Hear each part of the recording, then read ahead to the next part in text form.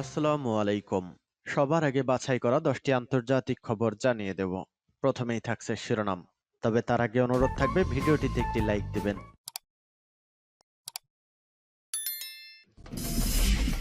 এই মুহূর্তে পাওয়া রাশিয়া ইউক্রেন যুদ্ধের আপডেট সংবাদ সবার আগে জানিয়ে দেব। পশ্চিমারা রাশিয়াকে টুকরো টুকরো করতে চায় বললেন পুতিন। এরপর জানিয়ে দেব যুদ্ধ কোনো পন্থা হতে পারে না বললেন তাইওয়ানের প্রেসিডেন্ট। এরপর থাকছে ইউক্রেনের পাল্টা আক্রমণ ঠেকাতে যে পদক্ষেপ নিচ্ছে রাশিয়া। এরপর জানিয়ে দেব নতুন বিশ্ব ব্যবস্থায় বিদেশি হস্তক্ষেপ আর গ্রহণযোগ্য হবে না বললেন আসাদ। এবং জানিয়ে দেব সর্বশেষ শিরোনাম, অরুণয় বিনয়ের কূটনীতি পরিহার করতে বললেন ইরানের সর্বোচ্চ নেতা। এতক্ষণ শুনছিলেন সংবাদ শিরোনাম, এখন শুনবেন সংবাদের বিস্তারিত। তো বন্ধুদের কাছে রিকোয়েস্ট হলো এই ভিডিওতে একটা লাইক দিবেন, আর ভালো লাগলে অবশ্যই বন্ধুদের মাঝে শেয়ার করে দিবেন। পশ্চিমারা রাশিয়াকে টুকরো টুকরো করতে চায় বললেন পুতিন।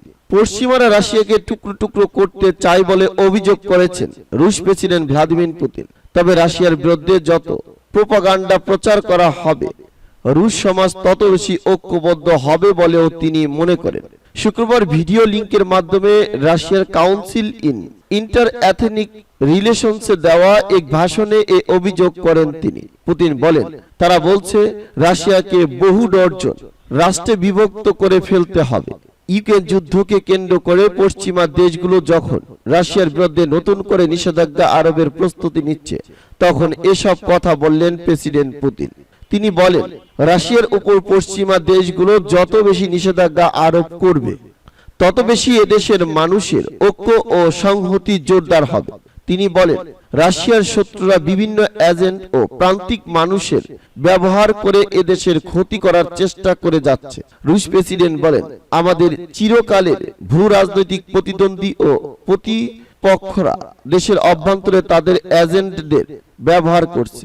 সেই সাথে বিভিন্ন ধরনের এজেন্ট ও প্রান্তিক ব্যক্তিদের নেটওয়ার্ক ব্যবহার করে আমাদের দেশকে ভিতর থেকে দুলা দেওয়ার চেষ্টা চালিয়ে যাচ্ছে। ভ্লাদিমির পুতিন বলেন, আমাদের মনে রাখতে হবে শত্রুদের এজেন্টরা তৎপর রয়েছে। রাশিয়ার বিরুদ্ধে যুদ্ধ করার জন্য প্রতিপক্ষ শক্তিগুলো এজেন্টদের ব্যবহার করা অব্যাহত রাখবে।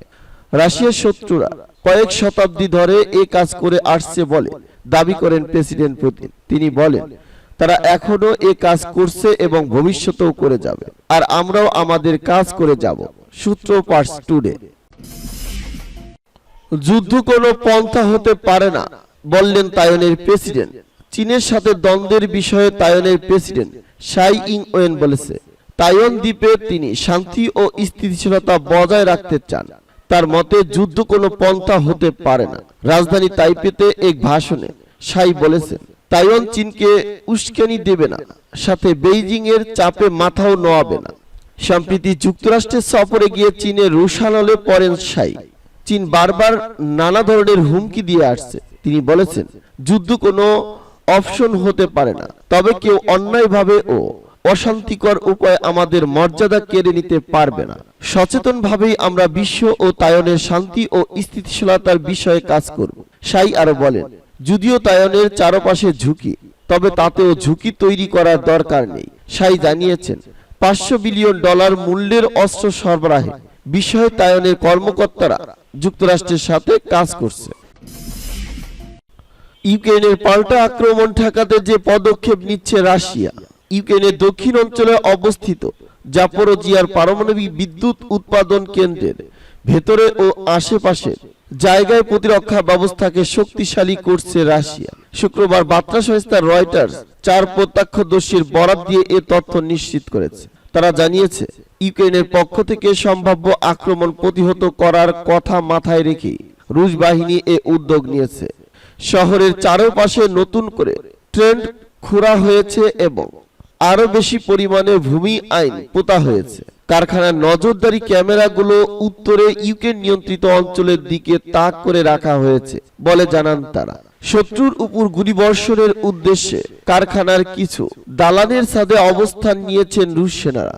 এছাড়া ড্রোন ঠেকাতে বেশ কয়েকটি স্থানে জাল স্থাপন করা হয়েছে।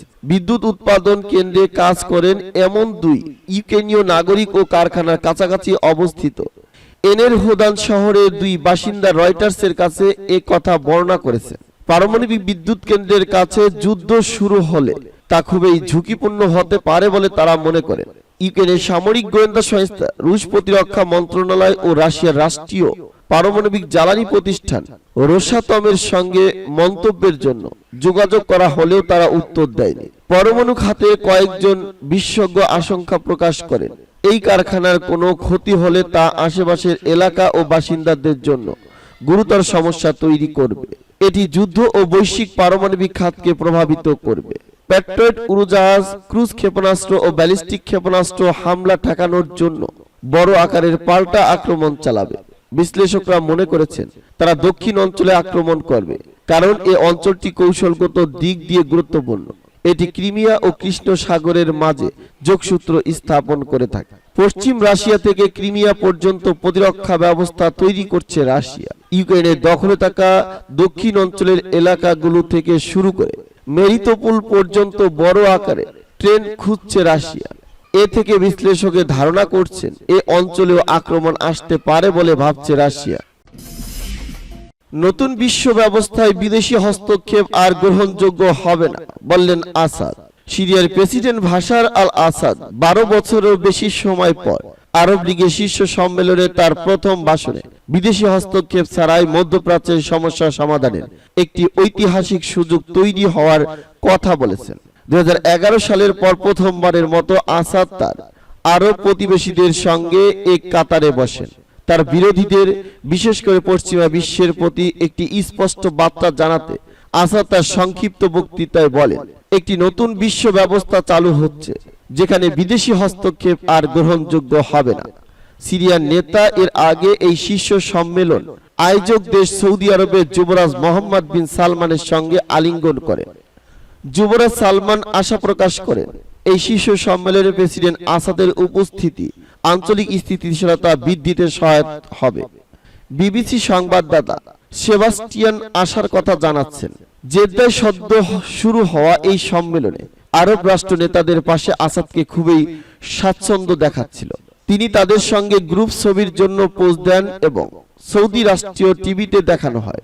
মিশরের প্রেসিডেন্ট আব্দুল ফাত্তাহ আল সিসির মতে নেতার সঙ্গে তার গুরুত্বপূর্ণ আলোচনা চলছে। আরব লীগ আসাদের ফিরে আসার রাজনৈতিক হিসাবে যাই হোক না কেন, অনেক বিক্ষিপ্ত সিরিয়ানদের জন্য তাকে মেনে নেওয়া কঠিন হবে। সিরিয়ার নৃশংস গৃহযুদ্ধের জন্য সামান্য বা কোনো ধরনের জবাবদিহিতার আশা তারা করলেও এখন সেটা দুরাশা বলে মনে হচ্ছে। আরব বিশ্বের এই মঞ্চে আসাদের প্রত্যাবর্তন সম্ভব হয়েছে এই শীর্ষ সম্মেলনের আয়োজক দেশ সৌদি আরব ও সংযুক্ত আরব আমিরাতের হস্তক্ষেপে। অনুনয় বিনয়ের কূটনীতি প্রত্যাহার করতে বললেন ইরানের সর্বোচ্চ নেতা। ইসলামী প্রজাতন্ত্র ইরানের সর্বোচ্চ নেতা আয়াতুল্লাহ উজমা খামেনি বলেছেন, পররাষ্ট্র নীতিতে সম্মান ও মর্যাদার অর্থ হচ্ছে অনুনয় বিনয়ের কূটনীতিকে প্রত্যাখ্যান করা, তবে প্রয়োজনে নমনীয়তা প্রদর্শনে কোনো সমস্যা নেই। তিনি আজ শনিবার তেহরানে পররাষ্ট্র মন্ত্রণালয় কর্মকর্তা ও রাষ্ট্রদূতদের সঙ্গে সাক্ষাতে এ কথা বললেন। এ সময় তিনি আন্তর্জাতিক সম্পর্কের ক্ষেত্রে জ্ঞান ও প্রজ্ঞাকে কাজে লাগিয়ে কাজ করার আহ্বান জানান।